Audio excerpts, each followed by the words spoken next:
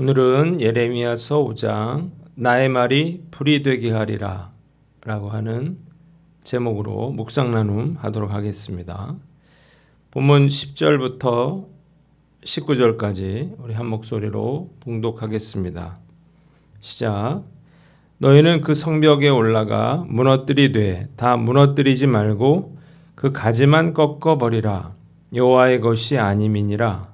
여호와의 말씀이니라. 이스라엘의 집과 유다의 집이 내게 심히 반역하였느니라.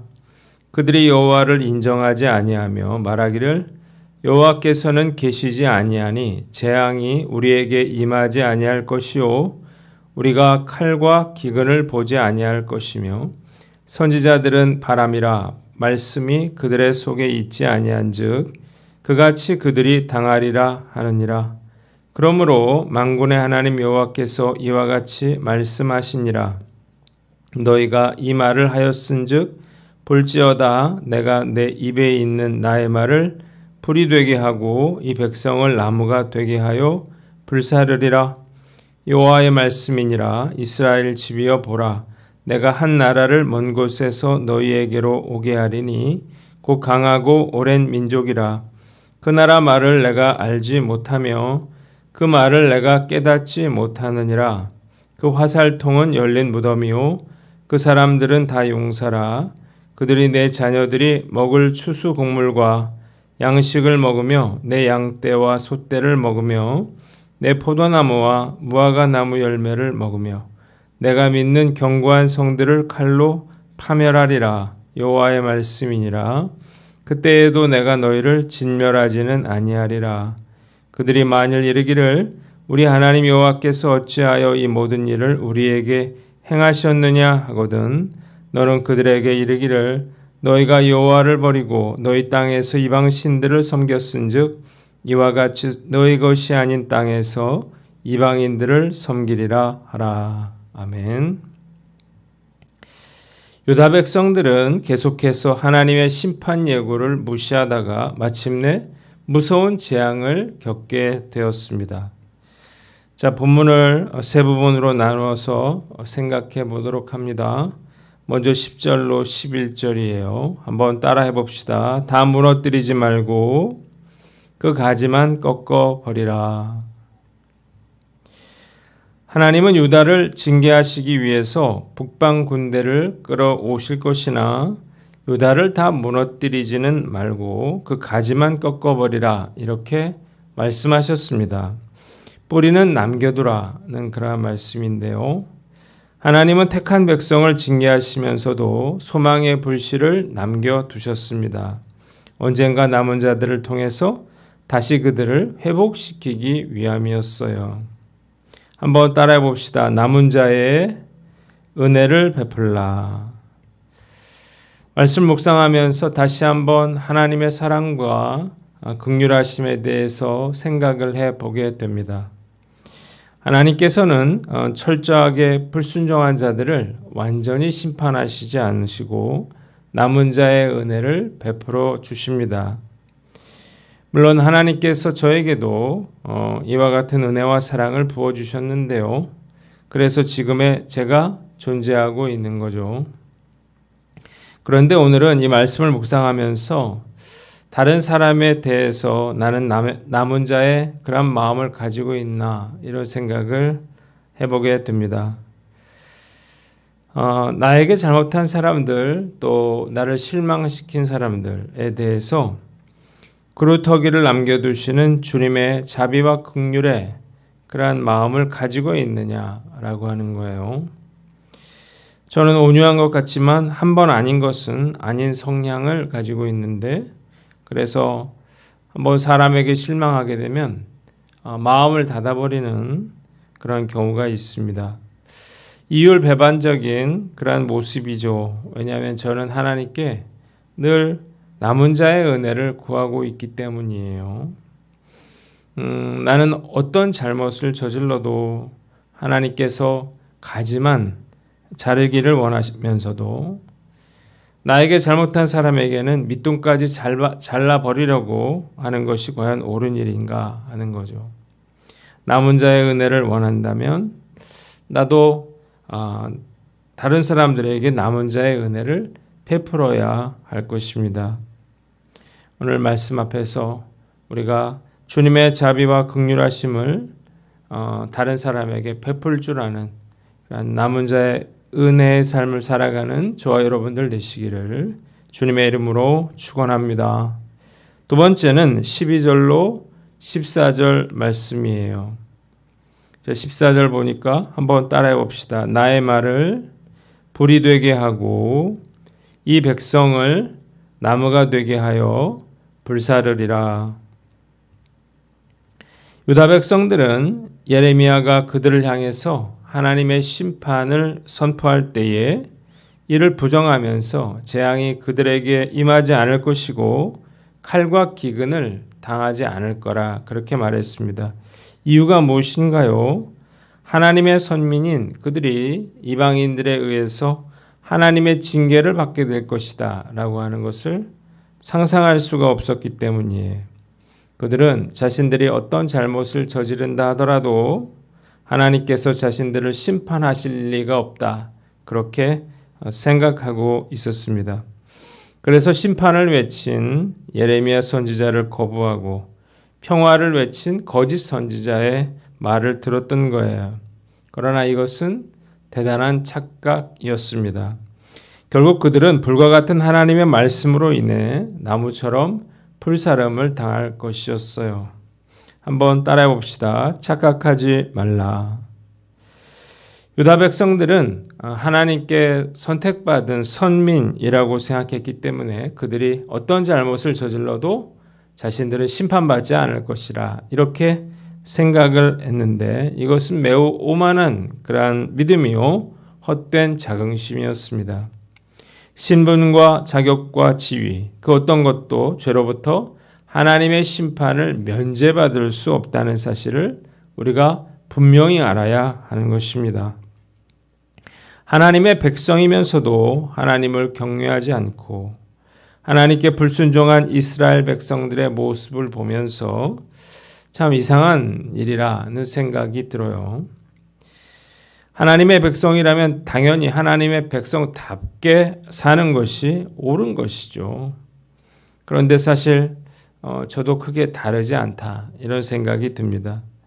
저 역시 하나님의 자녀라고 자부하면서도 누가 저에게 당신은 하나님의 자녀답게 살고 있습니까? 그렇게 묻는다면 자신이 없기 때문이에요.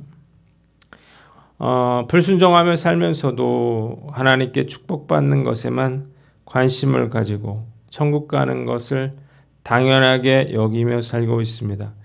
이유가 뭘까요?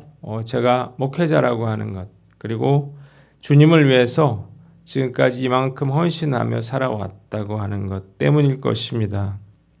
생각해보면 하나님께서 말씀을 통해서 경고하시거나 지적하실 때 못 들은 척하거나 들었어도 쉽게 잊어버리는 경우가 얼마나 많았는지요. 책망받을 때 회개하기보다 이런저런 변명과 핑계를 대기 일쑤이고 매일 밤 영성일기에 내일은 주님과 동행하며 살겠다고 그렇게 말을 했지만 또 하루가 시작되면 그 모든 결심을 다 잊어버리고 제가 하고 싶은 대로 결정하고 행동할 때가 정말 많았던 거죠. 하나님께서 저를 불신자들을 통해서 징계할 것이다 라고 하는 그런 생각은 단 한 번도 해본 적이 없습니다. 우리가 아는 것과 행하는 것이 별개의 문제라는 사실을 결코 잊지 말아야 합니다. 그리고 나의 직위와 행위와 신앙 연수와 같은 그 어떤 것도 죄로부터 나를 지켜줄 수 없다는 사실을 명심하고 말이 아니라 행동으로 주님 말씀에 순종하며 살아가는 저와 여러분들 되시기를 주님의 이름으로 축원합니다. 마지막으로 15절로 19절 본문입니다. 19절 말씀 한번 따라해 봅시다. 이와 같이 너희 것이 아닌 땅에서 이방인들을 섬기리라 하라. 하나님은 이스라엘 백성들을 징계하기 위해서 먼 곳에서 한 민족을 불러오실 것인데 바로 유수한 그러한 역사를 가진 바벨론이었습니다. 바벨론은 전쟁에 매우 능한 용사들이었는데 그들의 화살통이 열린 무덤과 같다라고 하는 말은 바벨론 군사들의 활솜씨가 매우 뛰어남을 은유적으로 표현한 것입니다. 그들은 유다 백성들이 먹을 모든 양식을 빼앗고 그들이 의지하고 있는 견고한 성들을 다 파괴시킬 것이었습니다. 그런데 놀랍게도 유다 백성들은 징계를 받고서도 그 이유를 알지 못했습니다. 그래서 여호와께서 어찌하여 이 모든 일을 우리에게 행하셨는고 이렇게 물었어요. 자신들에 대한 심판이 부당하다고 생각했기 때문이에요. 하나님은 그들이 여호와를 버리고 그들의 땅에서 이방신들을 섬겼으니 너희도 남의 나라 땅에서 이방인들을 섬기게 될 거라 그렇게 말씀하셨습니다. 바벨론의 이스라엘 공격은 하나님이 허락하신 거죠. 이 모든 재앙은 그들이 여호와를 버리고 이방신들을 섬긴 것에서 비롯되었습니다. 그들은 결국 바벨론의 포로로 끌려갈 것이었어요. 자, 한번 따라해 봅시다. 문제의 원인을 나에게서 찾으라. 이렇게 징계를 받고도 그 원인이 뭔지를 몰랐던 이스라엘 백성들을 보면서 어떻게 이럴 수 있었을까? 그런 의문이 듭니다. 이유가 뭘까요? 그들이 문제의 원인을 자신이 아니라 다른 곳에서 찾고 있었기 때문이에요. 미숙한 사람은 늘 문제의 원인을 자신이 아니라 밖에서 찾으려고 합니다. 그래서 불평과 불만이 많은 거예요. 그러나 반대로 성숙한 사람은 문제의 원인을 먼저 자신에게서 찾습니다. 그러니까 원망과 불평이 없죠. 누구 때문에? 라고 하는 그러한 생각이 없기 때문이에요. 모두 자기 탓인데 누구를 탓할까요? 자, 또한 문제의 원인을 나에게서 찾아야 해결책도 찾을 수 있는 거죠. 다른 사람 탓을 하면 해결 방법도 다른 사람에게 달려 있기 때문이에요. 저는 우리 교회가 부흥성장하지 못하는 것에 대해서 한 번도 누군가를 탓해 본 적이 없습니다. 왜냐하면 이 교회는 제가 개척한 교회이기 때문이에요. 누굴 탓할 게 아니죠. 다 제 탓이죠. 제가 부족한 때문이에요. 그래서 조금도 원망하는 마음이 없었어요. 여러분들은 어떤가요?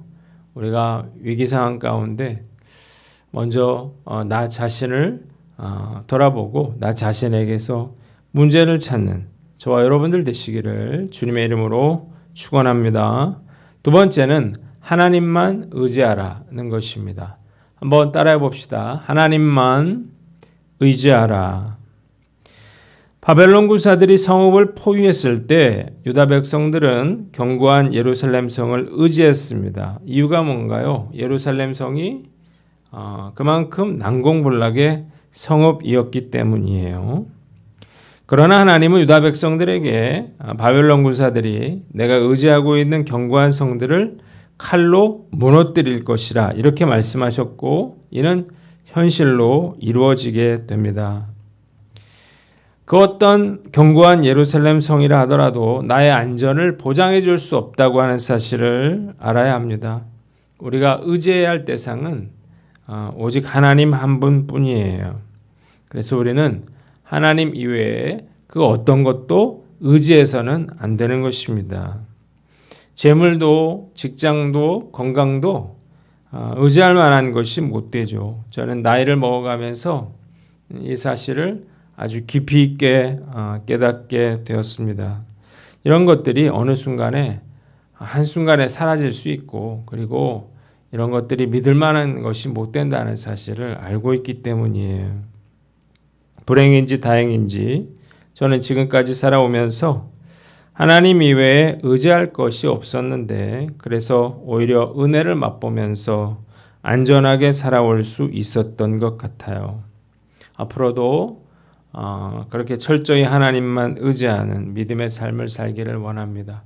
오늘 말씀을 통해서 여러분들도 이 세상의 것이 아니라 하나님만 의지하는 저와 여러분들 되시기를 주님의 이름으로 축원합니다.